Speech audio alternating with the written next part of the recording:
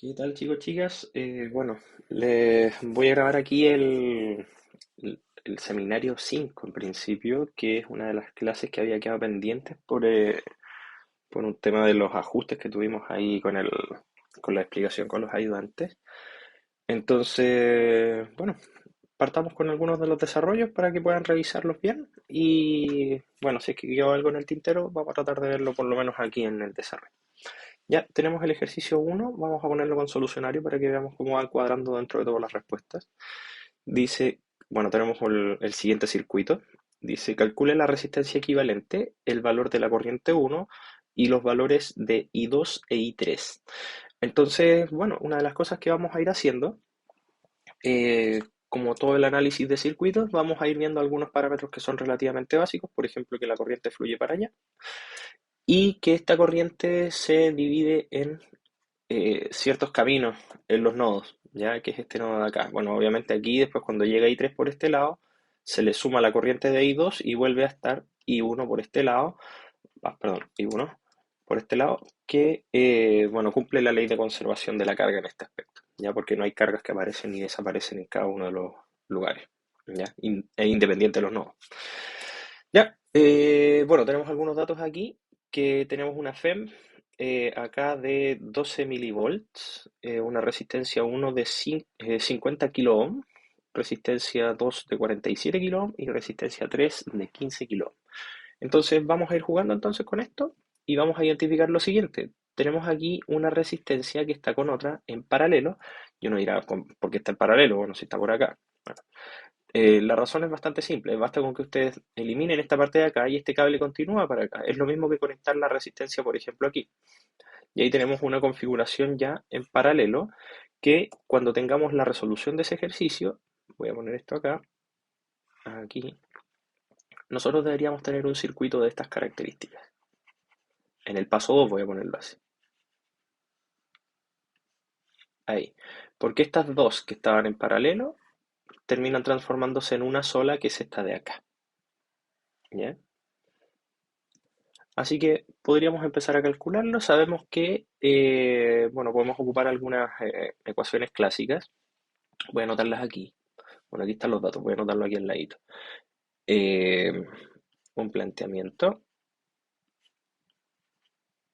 que bueno, puede ser ese diagrama completo más las ecuaciones, que en este caso las ecuaciones deberían ser para un circuito en paralelo, uno partido por la resistencia equivalente es igual a la sumatoria de bueno, de todos los recíprocos de las resistencias que estén involucradas en paralelo.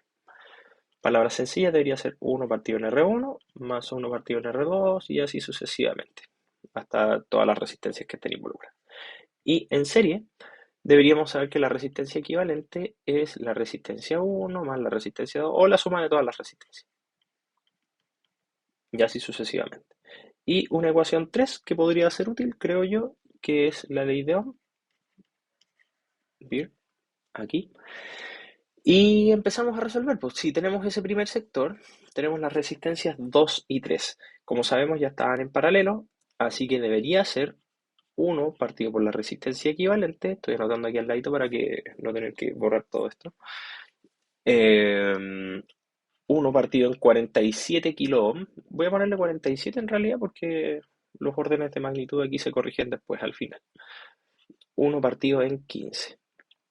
Si hacemos esa suma, en principio, y bueno, obviamente la tendríamos que después invertir, ¿ya? Así que voy a poner la resistencia equivalente es 1 partido en 47 más 1 partido en 15, pero todo eso a la menos 1, porque está dado vuelta, ¿ya? Entonces, si ponemos los números, yo debería poner esto aquí, todo eso a la menos 1, entonces 1 partido en 47 más 1 partido en 15. Eso nos da un valor de 11,37. Y uno dice que son 11,37 kilo ohm, ¿ya? Porque están las unidades de kilo ohm. Entonces aquí sería una resistencia de 11,37 kilo ohm en nuestro siguiente paso. Y la resistencia 1 no la hemos tocado, así que siguen siendo 50, oh, me equivoqué, perdón, 50 kilo ohm. ¿Ya? Tenemos eso ahí ya. Como son dos resistencias que están en serie, es fácil sumarlas. Entonces, nuestro último paso, voy a ponerlo aquí. Disculpen un poco ahí el enredo, pero espero estar siendo claro por lo menos en términos lógicos.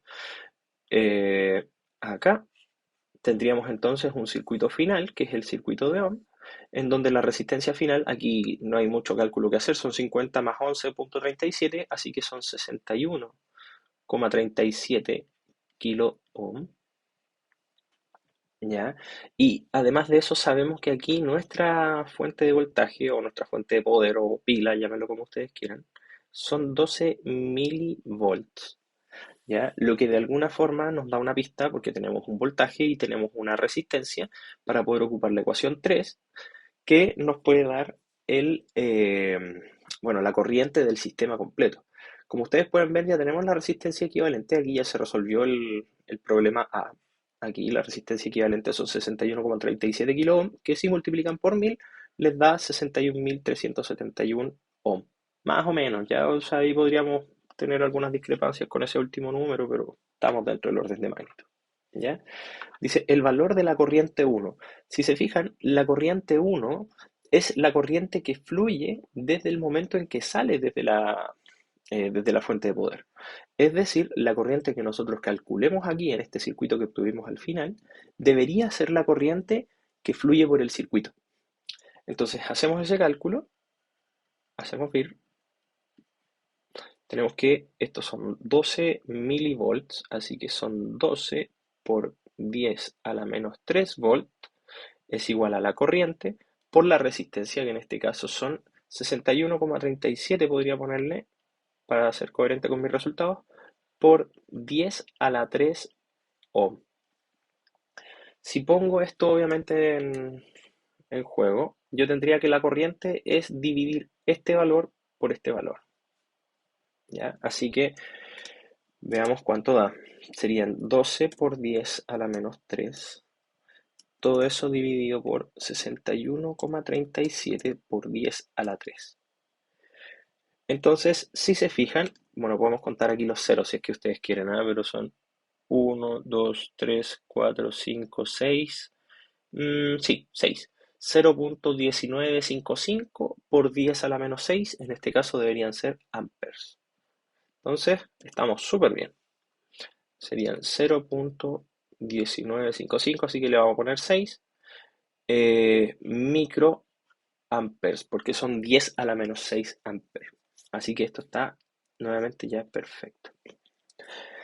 Ahí se resuelve el ejercicio B y dice C, los valores de I2 e I3. Bueno, eso ya es una complicación un poco mayor porque habría que saber cuánta corriente fluye por esta resistencia y cuánta corriente fluye por esta resistencia.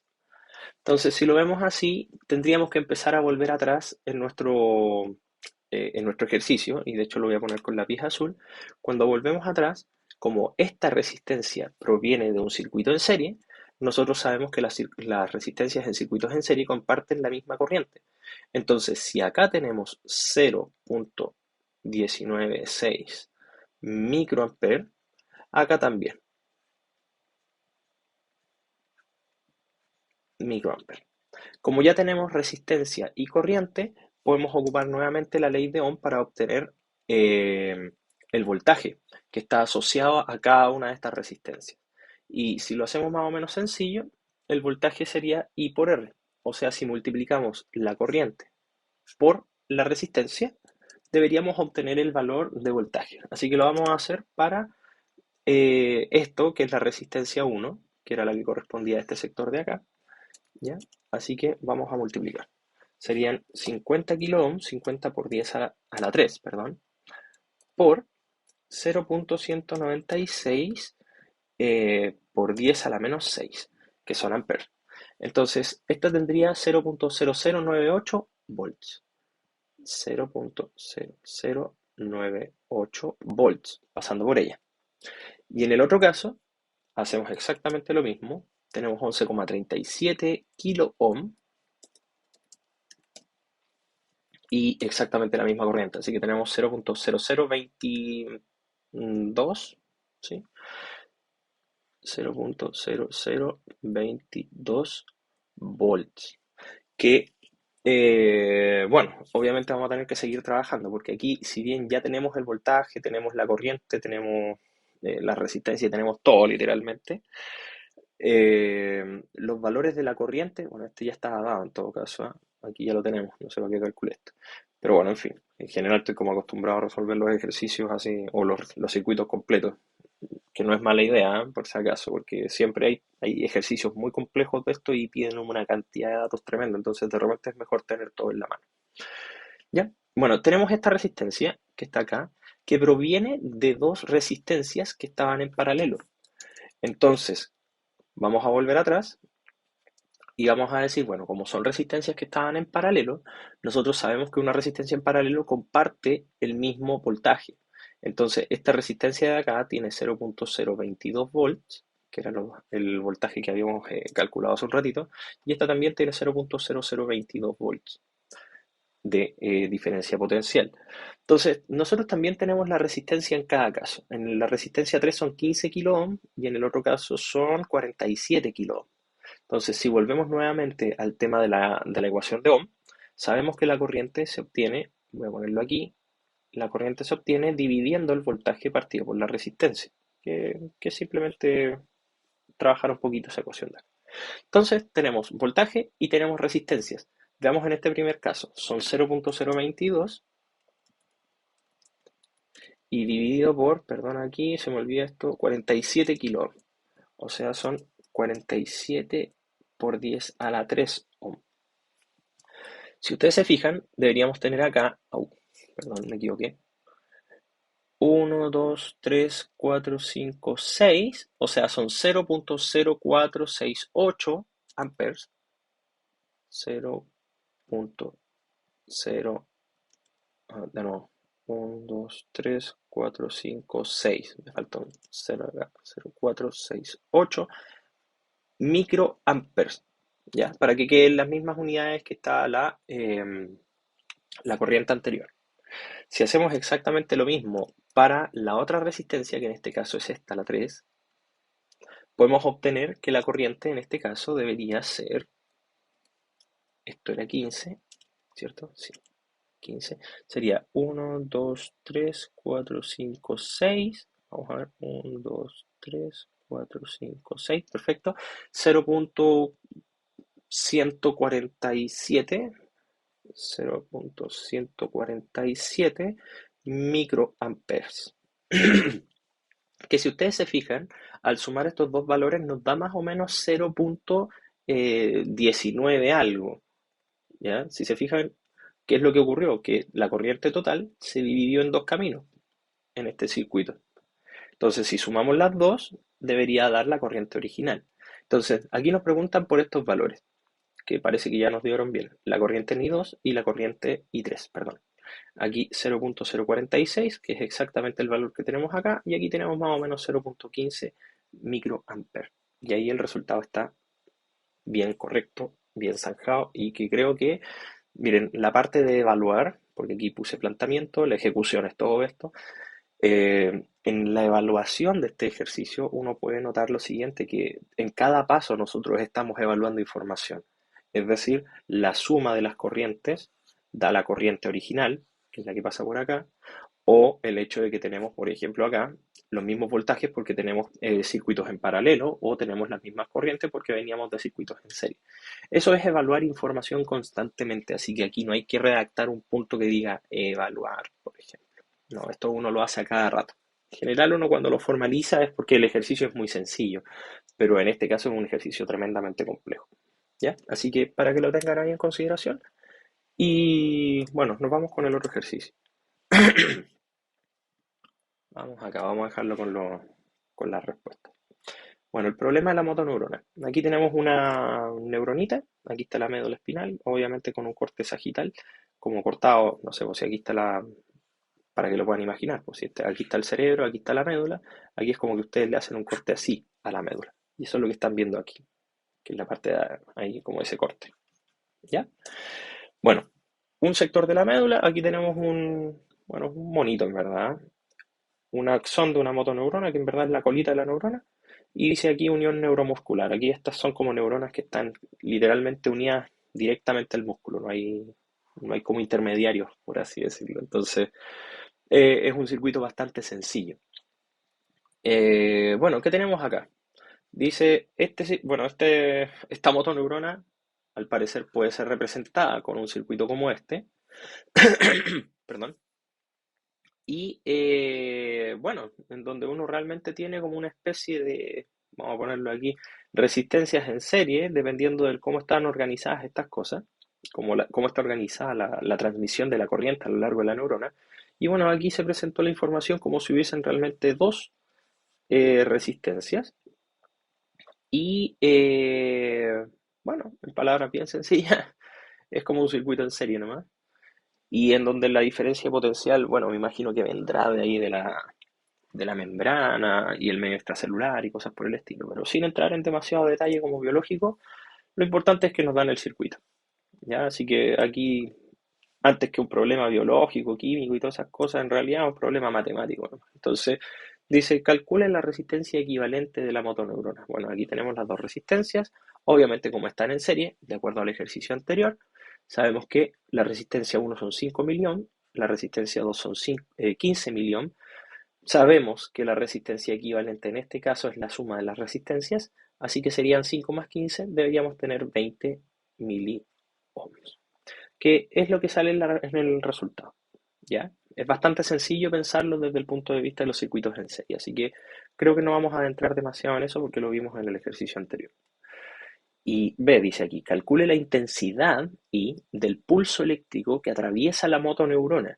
Bueno, aquí es relativamente sencillo, bueno, sencillo de calcular, pero explicar biológicamente esta cuestión es complejo, así que nos vamos a quedar con la parte más matemática, ¿no? Tenemos una diferencia potencial de 1.5 milivolts, voy a ponerlo aquí, y tenemos una resistencia equivalente de 20 miliohms, o sea, sí, 20 miliohms, ya que 1.5 milivolts.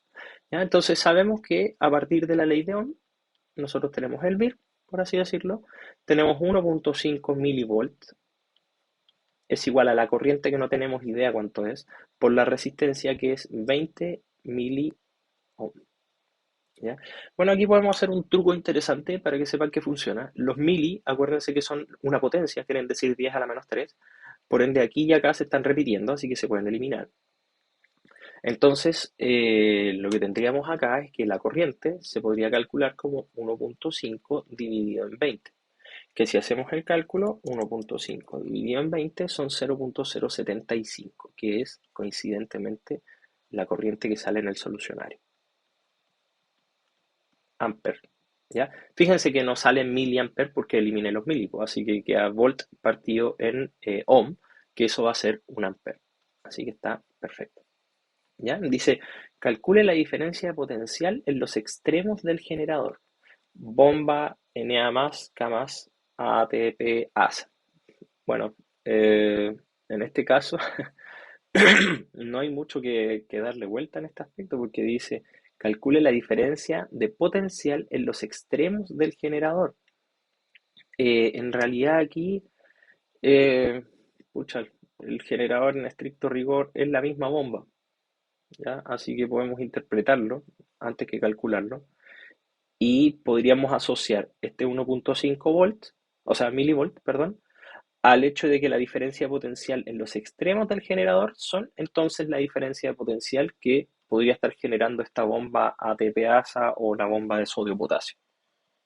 ¿Ya? Así que no hay mucho cálculo que hacer en ese sentido. Así que estamos ok. Es el mismo voltaje el que está entregando la fuente. Y dice aquí, calcule la diferencia de potencial en los extremos de cada uno de los nodos de Rambier, o en este caso que representan la resistencia, junto con el valor de la intensidad del impulso. Bueno, en este caso la intensidad del impulso estaba calculada porque era acá, esto, o si es que se está refiriendo a la corriente que pasa por R1 y R2, ahí podríamos calcularlo también.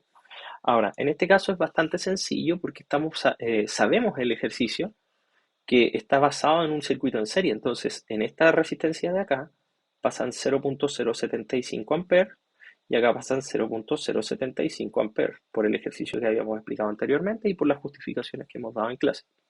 Tenemos las dos resistencias, R1 son 5 miliohms y en el otro son 15 miliohms. Tenemos las dos. Entonces, si vemos nuevamente, tenemos la ecuación de Ohm y nos dice lo siguiente, que para poder calcular el voltaje asociado o la diferencia de potencial en cada uno de los extremos de estas resistencias, basta con multiplicar la corriente por la resistencia. ¿Ya? Así que, si lo hacemos así, tendríamos entonces que multiplicar 0.075 por 5 miliohms, obviamente dejando eso en ohms. Así que lo vamos a hacer al tiro. 0.075 por 5 por 10 a la menos 3. Que eso nos da 1, 2, 3, 0.375 milivolts. 0.375 milivolts, que son lo que corresponde a ese resultado. Y ahora en este caso podríamos ponerle 15 acá. Y tenemos 1.125. Así que 1.125 milivolts para la otra resistencia. ¿Ya? Bueno, por supuesto que aquí se hace todo más fácil en el sentido cuando nos dicen el valor de la intensidad del impulso. Bueno, podríamos interpretarlo de dos formas: el impulso total, que es este, o estos por separado, ¿ya? Porque sabemos que tienen la misma intensidad de corriente, entonces podríamos interpretarlo así en el caso de que nos falte algún resultado por ese lado. Así que aquí el ejercicio queda completamente resuelto, ¿ya? Y bueno, vamos al último. Nuestro ejercicio de acá, el ejercicio 3. Bueno, es un ejercicio que tiene un bla bla importante en la parte de arriba. Dice: la membrana celular, para poder tener un intercambio absoluto de agua entre un medio interno y externo, posee distintos tipos de mecanismos: poros, canales dependientes de ligandos, osmosis, etcétera. Bueno, hay un montón de procesos. Un ejemplo de estos mecanismos son los canales iónicos, los cuales permiten entrada o salida de átomos cargados a las células. Este tipo de canales se activan cuando existe una diferencia de potencial en la membrana celular. Bueno, creo que la mayoría de nosotros conocemos algo de esas cosas, y si es que no lo conocen, bueno, échenle una miradita a cómo funcionan los canales, aquí en este caso de sodio, de cloro, de potasio, etcétera. ¿Ya? Está en intermedio, así que no es nada demasiado complejo. Dice: una membrana en equilibrio tiene un potencial de membrana específico para cada ion. O sea, cuando ya estamos a la espera de que pasen o no pasen ciertas cargas, uno aquí tiene ciertos potenciales. Estos potenciales son los que están aquí en la tabla. Dice: se realiza un experimento en un músculo esquelético de rana, el cual para fines prácticos tiene la forma de cilindro y posee un diámetro de 0.045 milímetros. O sea, es algo así, en donde el diámetro, voy a ponerlo acá, es 0.045, vamos a ponerlo así, por 10 a la menos 3 metros, para pasarlo al kilómetro. Y una longitud de 3 centímetros. O sea, bueno, este es D y este es L. L sería entonces 3 centímetros. 3 por 10 a la menos 2 metros. No olvidar que centi quiere decir 10 a la menos 2. Se sabe que la resistividad del músculo es de aproximadamente 200 ohm por centímetro. Ya, bueno, aquí vamos a tener que corregir algo, porque nos conviene dejar las unidades en centímetros. Entonces, vamos a dejarlo tal cual, 3 centímetros. Y esta de acá no, bueno, vamos a ponerlo de otra manera. 10 a la menos 3 metros. El centi es 10 a la menos 2. Así que aquí hay vamos a ponerlo de esta forma. Eh, Voy a ponerlo así para que se entienda. Esto es un 10 a la menos 3 mili. El 10 a la menos 3 es mili. Así que lo vamos a dejar escrito: 10 a la menos 2 por un 10 a la menos 1. Ahí está el 10 a la menos 3. Ese es el mili del milímetro. Aquí sería en metro, ¿ya? Pero si ocupamos este prefijo, este es centi. Entonces, vamos a decir lo siguiente: vamos a ocupar este prefijo y no el otro. El 10 a la menos 1 se corre. Ups, perdón. Acá. Y aquí nos va a quedar en centímetros, para que se entienda para todas las personas que tienen problemas aquí con cambios de unidades. Entonces ahí tenemos el centímetro y el 10 a la menos 1. Bueno, aquí nos complica un poco la cosa porque nos corre la coma un poco para acá. Ahí. Y borramos esa. Y movemos movemos la coma. ahí para que se entienda, y eliminamos el 10 a la menos 1 y ahí corremos el centímetro. ¿Ya? ¿Por qué no lo dejé o lo traté de dejar todo en centímetro? Porque la resistividad está en ohms por centímetro. Entonces, igual la resistividad es un parámetro importante, voy a ponerlo acá, a la hora de los cálculos. Entonces, o pasamos todo a metro o pasamos todo a centímetro. Entonces, bueno, ahí ustedes verán que creen mejor. Pero aquí ya lo tenemos más o menos armado. Entonces, ¿qué es lo que vamos a hacer? Pucha, vamos a tratar de recordar algunas ecuaciones que tienen que ver con la resistencia. Nosotros sabemos que la resistencia eléctrica es la resistividad por el largo partido por el área. Y en base a eso nos vamos a jugar algo de las preguntas que salen aquí. Dice, a partir de la información dada, determine la corriente de cada ion en ausencia del efecto osmótico. Cuando dice en ausencia del efecto osmótico, estamos hablando de que, voy a dibujar aquí una cuestión bien burda, pero aquí está la membrana y bueno, aquí hay iones positivos, negativos, de todo, pero nosotros sabemos que existe una presión a causa de que existen concentraciones distintas de iones en un lado y en el otro. Entonces, si eliminamos el hecho de que existen concentraciones distintas y eso hace que las cargas tiendan a entrar de un lado a otro, entonces este problema se transforma en un problema meramente eléctrico, no químico.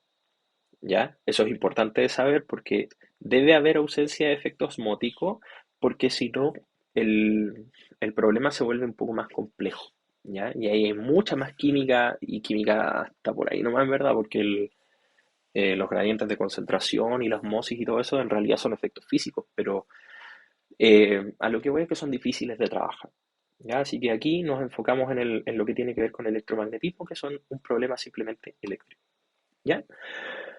Bueno, teniendo esto, sabemos aquí cada uno de los, comillas, voltajes asociados, lo voy a llamar así ahora de momento, en cada uno de los lados de la membrana, así que sabemos también, además de esta ecuación, la ley de Ohm, porque nos están pidiendo determine la corriente de cada ion en ausencia del efecto osmótico, o sea, nos están pidiendo la corriente, en palabras sencillas. ¿Qué es lo que vamos a hacer? Vamos a eliminar un poquito esta expresión y la vamos a reescribir como lo siguiente. I es B partido en R, que es la misma ley de Ohm, pero la estoy poniendo más directo nomás aquí. ¿Ya? Esta es nuestra ecuación 1, esta es nuestra ecuación 2. ¿Ya? Tenemos esa parte de ahí. Y bueno, ¿qué me podría convenir en este caso? ¿Ah? De repente no dejar el diámetro, dejar el radio, porque nosotros vamos a depender del área. Y como esto es un cilindro, el área, quizá debería poner una ecuación 3 aquí, el área de la sección de un cilindro es pi por r cuadrado. ¿Ya? O, si es que quieren hacer el cálculo más directo, podría ser pi. El radio es el diámetro, de hecho lo voy a escribir con D minúscula para que sea coherente con lo que escribí, diámetro partido en 2, eso al cuadrado. O lo que es lo mismo entonces, el área sería pi por el diámetro al cuadrado y todo eso partido en 4. Son dos formas de poder calcular el área. eh, Obviamente son lo mismo, pero bueno, creo que vamos a ocupar esta precisamente porque nuestro dato es el diámetro y no el radio. ¿Ya? Solamente eso, en verdad no hay como grandes complicaciones al respecto. Pero tenemos los tres voltajes, vamos a ponerlo acá. El voltaje del sodio es 60 milivolts, el voltaje del cloro son menos 70 milivolts. Lo vamos a dejar todo en positivo después para la fórmula, ¿ya? Pero, y el voltaje del potasio es 95, menos 95 milivolts. ¿Ya? Aquí ya con esto en el cuerpo podemos empezar a resolver algunas cosas. Sabemos que la resistencia de esta, bueno, aquí que es esto, es la membrana, ¿ya? O del canal en realidad, sería calculado como la resistividad, que lo vamos a poner 200 ohm por centímetro, voy a poner aquí las unidades, ohm por centímetro, por el largo, que en este caso el largo estaba dado aquí 3 centímetros. ¿Y qué más tenemos? El área. El área es, bueno, 3,14, vamos a ponerle aquí, pi por el diámetro al cuadrado partido en 4. En este caso el diámetro sería 0,0045 centímetros, todo eso al cuadrado, y toda esta cuestión partida en 4, pero podríamos poner el 4 arriba, ¿ya? Porque pasó de abajo hacia arriba, ¿ya? Para dejar un poco la expresión más, comillas, elegante. Algunas cosas que podríamos notar aquí, que cuando hagamos este cuadrado, esto va a quedar centímetros cuadrados, así que el centímetro cuadrado se va con estos 2 centímetros. Y ahí ya estamos coherentes con la unidad de medida, que en este caso es el ohm. Si hacemos el cálculo aquí, de hecho, creo que lo vamos a hacer sencillo. Acá mejor. Serían 200 por 3 por 4, esos números van a ser siempre iguales, dividido por, voy a poner paréntesis, 3,14 por, y voy a poner otro paréntesis, 0,0045, eso al cuadrado. Y me dio una resistencia enorme, y en parte tiene sentido, ¿eh? Porque tiene, tiene un diámetro bien pequeño. Entonces, puede ser que vayamos bien por este lado. Entonces, dice 37 millones. eh, Estamos bien, ¿cierto? Sí, 37 millones. Voy a dejarlo escrito. 37,744. No le voy a poner punto. 744. 751,12. En este caso serían ohms. Una resistencia importante, no menor. ¿Ya? Bueno, teniendo esta resistencia, ahora lo que resta es comparar, bueno, aquí ya tenemos la resistencia de la membrana, que esa va a ser fija todo el rato. Si se fijan, todos los parámetros están asociados con problemas geométricos y la resistividad, que ya es un valor fijo. Entonces, nos piden calcular cada una de las corrientes que tienen asociadas cada uno de estos, cada una de estas diferencias de potencial. Entonces, si vamos a la corriente del sodio, tendríamos que ocupar esta fórmula de aquí. El voltaje son 60 milivolts. Voy a dejarlo escrito así, ¿eh? Son 60 por 10 a la menos 3 volt partido por este valor de acá, que son, deberíamos ponerlo así, a ver, voy a hacer un poco más sencillo el problema. 1, 2, 3, 4, 5, 6, 7, o sea, son 3,77 por 10 a la 7 ohm, que ese valor va a ser siempre el mismo, ¿ah? Entonces, vamos a hacer el cálculo, sería 60 por 10 a la menos 3 dividido por 3,77 por 10 a la 7. Es horrible el cómo me entrega los resultados en mi computador, pero bueno, es lo que hay que hacer para poder visibilizarlo, porque no tengo cómo mostrarles la calculadora. Así que aquí empezamos a contar. 1, 2, 3, 4, 5, 6, 7, 8, 8, dejémoslo en 9 porque creo que los resultados estaban en nano. Así que sería 1,59, vamos a ponerlo acá, oh, 1,59 nano amperes. ¿Ya? Porque esto daba en amperes y como da una potencia por 10 a la menos 9, entonces ahí tenemos el nano. No estoy seguro si está correcto, así que aquí vemos que está muy bien. Ya da 1,59 nanoamperes. Ya, y hacemos exactamente el mismo proceder para el cloro, que en este caso el cloro debería tener, lo único que cambiamos aquí es el 70, el 60 por un 70, y nos da, oh, qué horrible, hay que empezar a contar acá. 1, 2, 3, 4, 5, 6, 7, 8, 9. Ya, es 1,86 más o menos.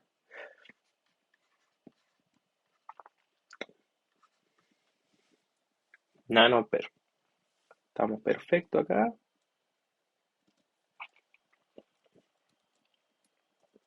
Y vamos con el de 95 milivolts, que en este caso sería el potasio. Veamos, voy a contar de nuevo. 1, 2, 3, 4, 5, 6, 7, 8, 9. Aquí serían 2,52. 2,52 nanoamperes. Ahí la respuesta está más o menos clara, ¿ya? Más o menos clara, porque uno sabe las corrientes, sí sabe las corrientes, pero hay que determinar hacia dónde iría este flujo, ¿ya? Bueno, no es completamente necesario, ¿ah? Pero bueno, se da a entender aquí que en cierta forma hay que saberlo, ¿ya? Bueno, aquí en este caso tenemos las diferencias de potencial para cada uno de los iones involucrados, pero quizá lo que no se entiende muy bien es qué son estos 60, 70, menos 70 y menos 95 milivolts. Entonces, para esto, encontré una bonita imagen en internet, que es esta de acá. Y si se fijan, cuando dice potencial de membrana, fíjense lo que está midiendo. Cuando tenemos menos 70 milivolts, tenemos un electrodo que está midiendo el espacio extracelular. Bueno, aquí dice el fluido extracelular. Y tenemos otro electrodo que está tocando el medio intracelular, en este caso. Entonces se establecen cuáles son las diferencias en cada caso. Si se fijan, cuando tenemos una diferencia negativa de potencial, quiere decir que tenemos, comillas, cargas negativas en el interior de la célula y cargas positivas en el exterior de la célula. Si ustedes lo miran en términos como prácticos, nosotros deberíamos entender que si afuera hay algo positivo, va a querer entrar a la célula. Entonces, moraleja, si tenemos menos 70 milivolts, un ion positivo que se encuentre afuera va a generar un flujo hacia adentro en la célula. Y como ustedes pueden notar, de hecho, voy a cerrar esto. Tomemos el del cloro, que es el que está justo en este ejemplo. El cloro es un ion negativo. Entonces, si se fijan, de hecho debería haber retomado esto de acá, el sodio es un ion negativo. Entonces, ¿qué es lo que pasa? Es el ejemplo al revés del que yo les estaba dando. Si nosotros tenemos una partícula negativa, bueno, pensemos que a lo mejor está acá abajo, que es más fácil de pensar. Si tenemos una partícula negativa aquí, esa partícula negativa se va a sentir repelida por las partes internas porque hay una gran concentración de partículas negativas y va a querer irse hacia arriba. En este caso, hacia arriba quiere decir hacia afuera de la célula. Entonces, si ustedes observan, voy a ponerlo acá, el tener una diferencia de potencial de menos 70 milivolts y una carga o un ion negativo implica necesariamente que la corriente que hemos calculado, en este caso, por ejemplo, para el cloro, de 1.86 nanoamperes, debería ser hacia afuera de la célula. ¿Ya? Y contrario a lo que tenemos acá, fíjense, tenemos un ion positivo, pero una diferencia de potencial negativa. Eso quiere decir que es el ejemplo original que yo les di, que tenemos como una carga positiva en el punto exterior de la célula. Voy a volver al mono. Acá es como tener un ion positivo acá, que en este caso sería un potasio. Ese potasio se va a sentir repelido por el exterior y se va a querer ir hacia adentro de la célula.